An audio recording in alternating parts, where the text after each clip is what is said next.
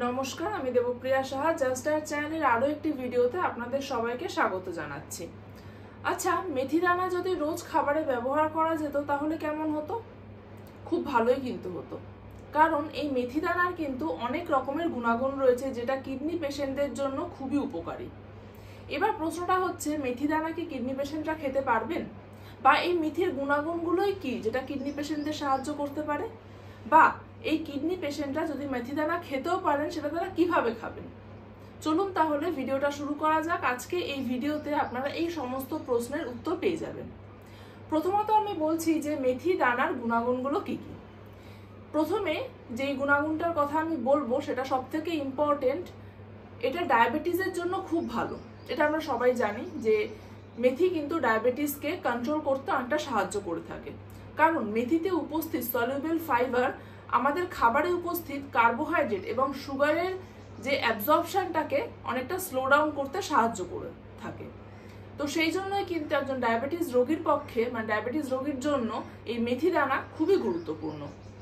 দ্বিতীয়ত হচ্ছে গিয়ে এতে প্রচুর পরিমাণে যেহেতু ফাইবার থাকছে, সেই জন্য এটা ওয়েট রিডিউস করতে সাহায্য করে এবং কনস্টিপেশনটাকেও কিন্তু প্রিভেন্ট করতে সাহায্য করে থাকে। নেক্সট হচ্ছে গিয়ে এই মেথি দানার মধ্যে মেনলি একটা গ্যালাক্টোগক প্রপার্টি থেকে থাকে, যেটা কিনা একজন ল্যাকটেটিং মাদারের জন্য খুব উপকারী। অনেক সময় প্রেগনেন্সিতে দেখা যায় যে প্রেগনেন্সিতে বা আফটার প্রেগনেন্সিতে পেশেন্টের ক্রিয়েটিনিন বেশির দিকে থাকে, সেটা আর কমে না। তো সেই সমস্ত যে ল্যাকটেটিং মাদাররা রয়েছেন তাদের ক্ষেত্রে এই মেথিটা উপকারী।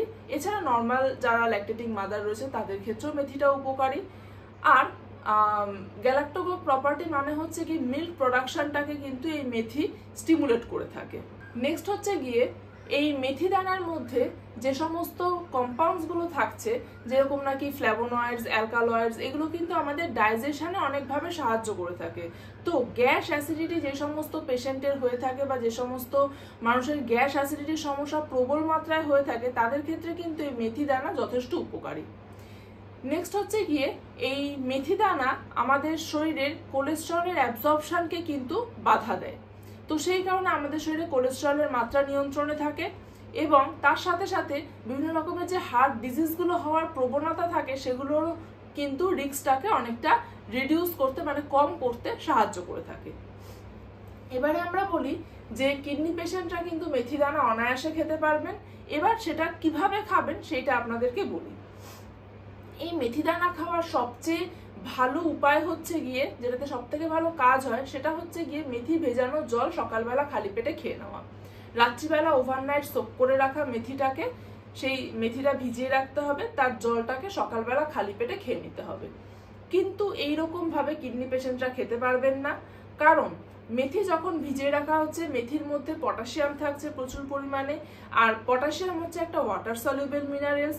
তো যখন নাকি মেথিটাকে ভিজিয়ে রাখা হচ্ছে মেথির ভেতর থেকে পটাশিয়ামটা সেই জলের মধ্যে ভালো করে মিশে যাচ্ছে।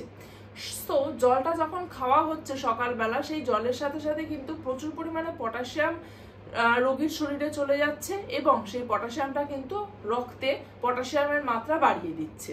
তো রোজ যদি ডেইলি বেসিসে যদি এই মেথি ভেজানো জল খাওয়া হয় সেক্ষেত্রে কিন্তু কিডনি রোগীদের একটা থ্রেট হয়ে দাঁড়াতে পারে, সেটা আতঙ্ক হয়ে যেতে পারে যে পটাশিয়ামটা বেড়ে যাওয়ার একটা প্রবণতা সেটা থাকতে পারে।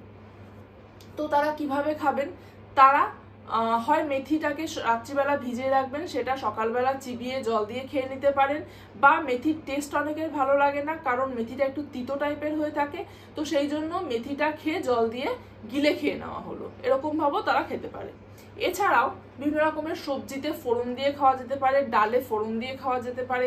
এছাড়া মেথিটা যে ভিজিয়ে রাখা হচ্ছে সেই মেথি ভেজানোটা ডালের মধ্যে বা সবজির মধ্যে মিশিয়ে নেওয়া যেতে পারে, সেরকম ভাবেও কিন্তু খাওয়া যেতে পারে। তো বিভিন্ন রকম উপায় রয়েছে মেথিটাকে খাওয়ার। এইরকম ভাবে যদি একজন কিডনি পেশেন্ট মেথি দানাটাকে ডেইলি বেসিসে তাদের ডায়েটে ইনক্লুড করতে পারেন তাহলে কিন্তু অনেকটা উপকার পাবেন অনেক রকম দিক থেকে। কতটা পরিমাণের খাবেন? 1 টেবিল স্পুন, মানে 15 গ্রাম, ডেইলি বেসিসে 15 গ্রাম করে আপনারা খেতে পারেন। আশা করি আপনারা বুঝতে পারলেন যে মেথি দানাটা কতটা গুরুত্বপূর্ণ আপনাদের জন্য। আরও যদি কিছু কোয়ারিজ থাকে অবশ্যই তাহলে আমাদের হোয়াটসঅ্যাপ গ্রুপটাতে জয়েন করে যান এবং সেখানে আমাকে কোয়ারি করে জানাতে পারেন। আর হ্যাঁ, হোয়াটসঅ্যাপ গ্রুপের লিঙ্কের সাথে সাথে আমি আমার ফেসবুক চ্যানেলটারও আপনাদেরকে লিঙ্ক দিয়ে দিচ্ছি, যেখানে আমি আপনাদের জন্য অনেক রকমের রেসিপি শেয়ার করব। অবশ্যই কিন্তু সেই চ্যানেলটাকে ফলো করতে ভুলবেন না। আর আপনারাও কিন্তু বিভিন্ন আরও কিডনি পেশেন্টের সাথে সেই চ্যানেলটাকে শেয়ার করতে পারেন।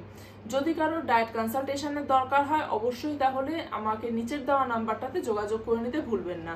অনলাইন অফলাইন দু রকমেরই কিন্তু কনসালটেশনের ব্যবস্থা রয়েছে। আর হ্যাঁ, ভিডিওটা যদি ভালো লেগে থাকে অবশ্যই কমেন্ট করবেন এবং শেয়ার করবেন, আর চ্যানেলটাকে অবশ্যই কিন্তু সাবস্ক্রাইব করবেন। নমস্কার, সুস্থ থাকুন, ভালো থাকুন।